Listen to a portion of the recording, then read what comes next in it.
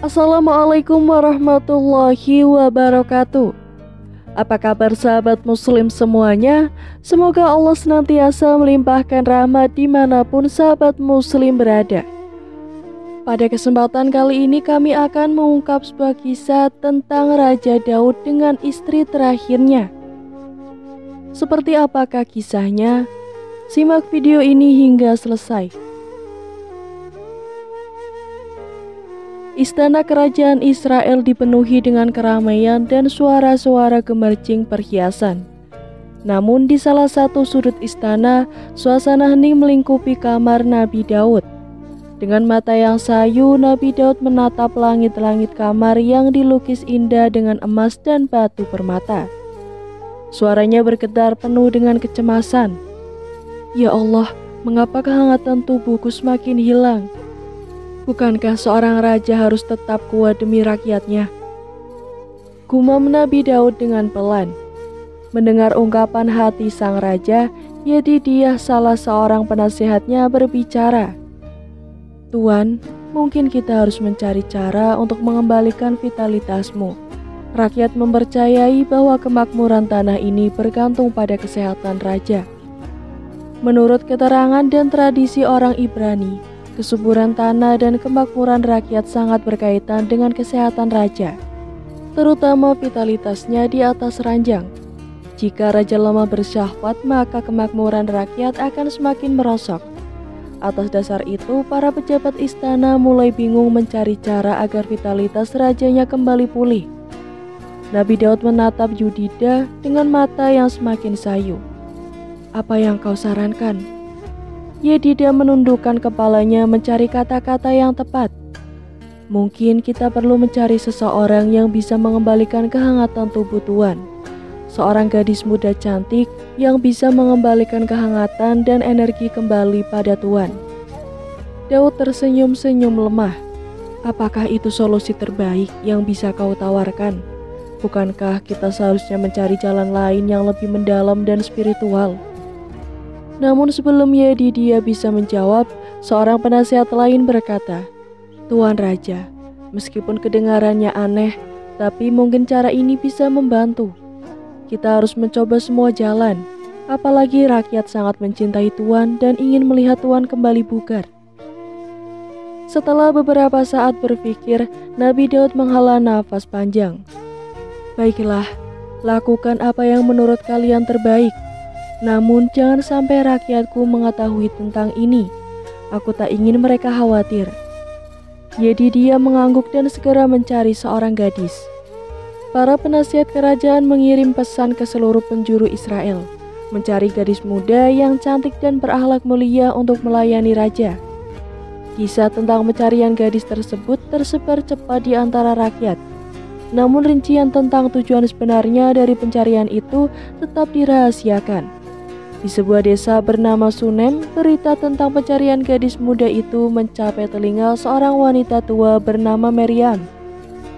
Ia memiliki cucu Abisak namanya, yang dikenal memiliki kecantikan yang mempesona dan memiliki kelembutan hati. Mendekati Abisak, mungkin ini saatnya engkau membantu kerajaan dan Raja Daud. Abisak yang sedang menenun menoleh ke neneknya. Apa yang nenek maksud? Miriam duduk di sebelah Abisak. Ada berita bahwa istana mencari seorang gadis muda untuk melayani Raja Daud, dan aku yakin engkau adalah pilihan yang tepat. Abisak tersenyum malu-malu. Tapi nenek, apakah aku layak melayani seorang raja sehebat Nabi Daud? Miriam mengusap pipi Abisak dengan lembut. Kecantikanmu bukanlah hanya pada wajahmu, tapi juga di hatimu. Aku yakin Raja Daud akan merasa diberkahi dengan kehadiranmu. Sebelum matahari terbenam, utusan kerajaan tiba di Sunem. Abisak dan beberapa gadis lainnya dipresentasikan di depan mereka. Saat mata utusan kerajaan jatuh pada Abisak, mereka merasa ada aura khusus yang menyelimuti gadis itu. Tanpa banyak pertimbangan mereka memilihnya. Ketika berangkat meninggalkan desa, Abisak menatap kembali rumahnya. Dengan mata berkaca-kaca, ia tidak tahu apa yang akan menantinya. Namun dengan doa dan keyakinan, ia siap menghadapi takdirnya. Sementara itu di istana Nabi Daud menunggu. Dengan hati penuh harap, ia berdoa semoga gadis yang akan datang bukan hanya membawa kehangatan untuk tubuhnya, tapi juga cahaya untuk jiwanya. Pagi di istana Yerusalem menyambut kedatangan Abishag dengan cahaya emas yang memancar dari langit. Istana yang megah dan penuh kemewahan membuat Abishag terpesona, namun sekaligus membuatnya merasa kecil dan canggung.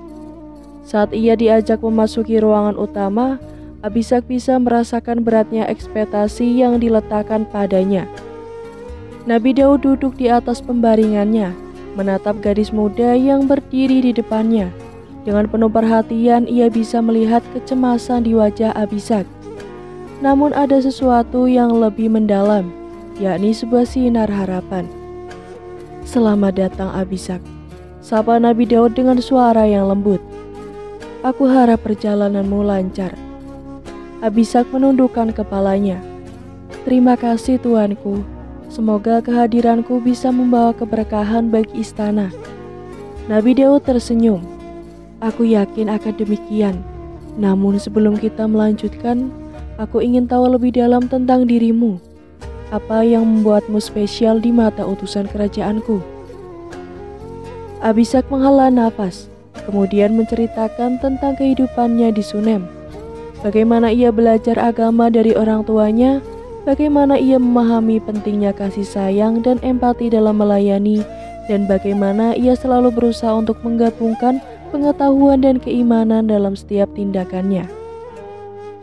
Seiring habis bercerita, Nabi Daud merasa ada sesuatu yang hangat mulai memenuhi ruangan.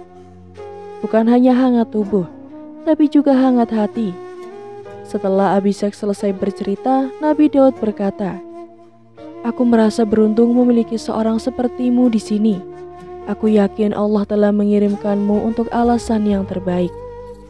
Abishag menatap mata Nabi Daud. "Terima kasih atas kepercayaanmu Tuanku. Aku berjanji akan melayani dengan segenap hatiku." Nabi Daud mengangguk. "Aku percaya, mulai besok kamu akan di sampingku dengan harapan baru di hati." Abishag memulai tugas barunya di istana. Tak hanya sebagai pemberi kehangatan, tapi juga sebagai sumber inspirasi bagi raja dan rakyat. Malam telah tiba, dan istana yang biasanya penuh dengan cahaya emas dan kehidupan, kini diliputi keheningan. Di salah satu kamar yang paling megah, Nabi Daud duduk di tepi ranjangnya. Pandangannya kosong, seolah tenggelam dalam kenangan masa lalu. Abishag memasuki kamar dengan langkah pelan, memakai gaun yang menampilkan kecantikannya. Dengan suara lembut, "Tuanku, biarlah aku melayani Anda malam ini." Nabi Daud menoleh memandangi wajah cantik Abishag. Dengan nafas yang berat, ia berkata, "Abishag, aku merasa beruntung memiliki seseorang sepertimu di sisiku. Tapi mungkin Allah memiliki rencana lain untukku." Abishag mendekat, tangannya meraih tangan Nabi Daud, merasakan hawa dingin yang menyelimuti tubuh raja itu. "Tuanku, biarkan aku mencoba memberikan kehangatan. Biarkan aku menjadi sumber kebahagiaan untuk Anda," bisikan dengan lembut. Malam itu dengan penuh kasih sayang, Abishag berusaha membangkitkan gairah Nabi Daud. Namun seolah ada tembok yang tak terhalang memisahkan mereka. Daud tak mampu menggaulinya. Abishag merasa sedih, bukan karena dirinya, namun karena ia tahu apa artinya ini bagi kerajaan. Ketika fajar menyingsing, Nabi Daud berbaring dekat jendela menatap matahari terbit. Dengan mata berkaca-kaca, Abishag mendekatinya, memeluknya dari belakang. "Apa yang akan Anda lakukan Tuanku?" tanyanya dengan suara bergetar. Nabi Daud menghela nafas. "Aku tahu apa ini artinya. Tradisi mengatakan bahwa seorang raja tak mampu lagi melakukan hal itu, maka tak bisa lagi memimpin kerajaan. Tapi aku berharap dengan bantuanmu, aku bisa menemukan jalan lain." Abishag mempererat pelukannya. "Kita akan menemukannya bersama Tuanku. Allah selalu memiliki rencana." Kabar tentang ketidakmampuan syahwat Nabi Daud mulai tersebar di istana. Desas-desus merebus ke seluruh kerajaan dan ketidakpastian merasuki hati rakyat. Di antara bangsawan, diskusi tentang sukesi kerajaan menjadi topik hangat. Sebagian dari mereka sudah mulai mencari aliansi dan dukungan. Adonia, putra Nabi Daud yang ambisius, melihat ini sebagai peluang. Ia mengumpulkan sejumlah teman dan pendukungnya untuk merencanakan kudeta terhadap ayahnya. Dalam salah satu pertemuan, rahasia ini berbicara dengan semangat.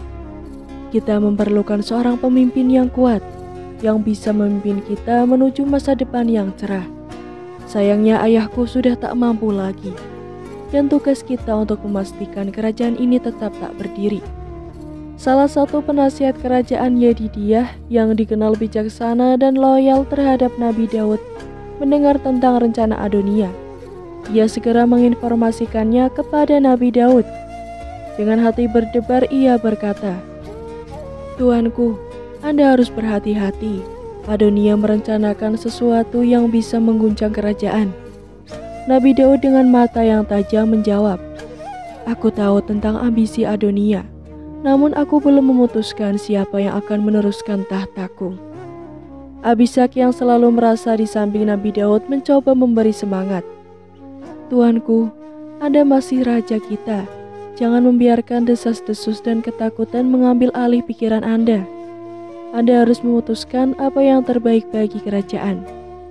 Nabi Daud mengangguk. "Aku tahu apa yang harus aku lakukan.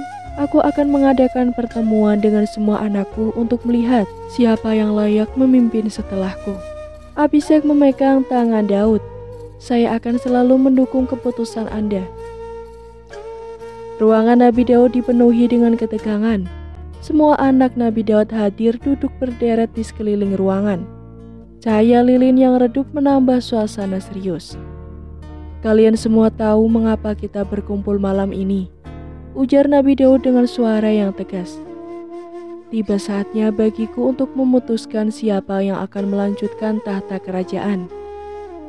Adonia duduk dengan percaya diri, seakan sudah yakin akan keputusan tersebut. Namun Nabi Daud menatap setiap anaknya satu persatu, berusaha membaca hati mereka. Sebelum Daud berbicara lebih lanjut, pintu ruangan terbuka dan masuklah Nabi Nathan bersama Batseba, istri Nabi Daud sekaligus ibu dari Nabi Sulaiman. Kehadiran mereka menambah kejutan di ruangan. "Maaf mengganggu," kata Nabi Nathan. "Namun saya rasa ada hal penting yang perlu tuanku ketahui sebelum membuat keputusan." Nabi Daud mengangguk mempersilahkan Nabi Nathan berbicara. Dengan nada serius, Nabi Nathan mengungkapkan rencana Adonia dan bagaimana ia telah berusaha mengumpulkan dokumen untuk mengambil alih tahta. Semua mata tertuju pada Adonia yang tampak terkejut, namun berusaha tetap tenang. Ia bangkit berdiri. "Saya hanya berusaha melakukan yang terbaik untuk kerajaan ini. Ayah tahu sendiri kondisi ayah saat ini dan kerajaan memerlukan pemimpin yang kuat." Nabi Daud menatap Adonia. "Kekuatan bukan hanya fisik Adonia. Seorang pemimpin harus memiliki kebijaksanaan, empati, dan ketakwaan." Nabi Nathan memberi kode kepada Nabi Daud ke arah Sulaiman. Nabi Daud kembali berbicara. "Saya telah memutuskan, Sulaiman anakku yang bijaksana, kau akan menjadi raja setelahku. Kau memiliki visi dan hati yang tulus untuk rakyat." Adonia tampak marah, namun ia tahu ia tak memiliki pilihan lain selain menerima keputusan ayahnya. Ruangan kembali hening. Semua menyerap beratnya momen tersebut. Tak lama setelah itu, Sulaiman yang saat itu masih berusia 20 tahun diberkati oleh para imam dan siap untuk diantar duduk di singgasana raja. Dalam beberapa hari berikutnya, kerajaan bersiap untuk menobatkan Raja Sulaiman. Kota Yerusalem dihiasi dengan warna-warna cerah dan bendera yang berkibar, musik dan nyanyian bergema di seluruh kota. Namun di balik kegembiraan tersebut, ada perasaan melankolis yang menyelimuti istana. Nabi Daud kini semakin lemah, menghabiskan waktunya di kamar istirahat. Abisak tetap setia berada di sisinya, merawat dengan penuh kasih sayang. Nabi Daud seringkali terdiam tenggelam dalam kenangan masa lalunya, merenungkan semua keputusan dan tindakan yang telah ia ambil. Pada malam sebelum penobatan, Nabi Daud memanggil Sulaiman ke kamarnya. Dengan mata yang berkaca-kaca, Nabi Daud berkata, "Sulaiman, engkau adalah harapan terakhirku untuk kerajaan ini. Jadilah pemimpin yang adil, yang memimpin dengan kasih sayang dan ketakwaan kepada Allah." Sulaiman dengan mata yang juga berkaca-kaca menjawab, "Ayah, aku akan berusaha sebaik mungkin untuk menjalankan amanah ini. Semoga aku bisa, walaupun menjadi setengahnya saja seperti dirimu." Insya Allah, Nabi Daud tersenyum lemah. "Percayalah pada dirimu sendiri dan Allah, dan jangan lupa untuk selalu menjaga kerukunan di atas saudara-saudaramu." Hari penobatan pun tiba. Yerusalem dipenuhi dengan ribuan rakyat yang ingin menyaksikan momen bersejarah tersebut. Sulaiman dinobatkan sebagai raja dengan segala upacara yang megah. Namun di tengah kegembiraan tersebut, berita duka datang. Nabi Daud telah meninggal, kerajaan pun berduka. Meskipun telah mengetahui kondisi Nabi Daud yang memburuk, kematian sang raja tetap meninggalkan luka dalam hati rakyat. Abishag sangat terpukul, memutuskan untuk mengasingkan diri, menghabiskan waktunya dengan berdoa dan merenung. Sulaiman dengan beban berat di pundaknya memulai pemerintahannya dengan mengadakan doa bersama untuk ayahnya. Ia berjanji untuk melanjutkan warisan Nabi Daud dan memastikan kerajaan tetap damai dan makmur. Dalam masa duka yang menyelimuti kerajaan, Adonia mencari kesempatan untuk mendekati Abishag dengan tujuan bisa merebut tahta. Meski awalnya ragu, Abishag menemukan kenyamanan dalam pelukan Adonia, dan kedua hati yang terluka itu bersatu. Mereka memutuskan untuk menikah mencari kebahagiaan dalam kesedihan yang mendalam. Namun pernikahan mereka tak berselang lama, karena ambisi Adonia untuk merebut tahta kembali menyebabkan kejatuhannya. Dari kisah ini mengajarkan bahwa kekuasaan, jika dikejar dengan cara yang salah, dapat menghancurkan segalanya, termasuk cinta dan keluarga.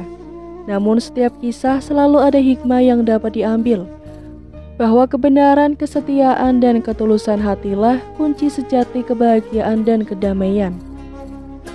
Sekian kisah yang dapat kami sampaikan, semoga dapat memberi manfaat. Kurang lebihnya kami mohon maaf.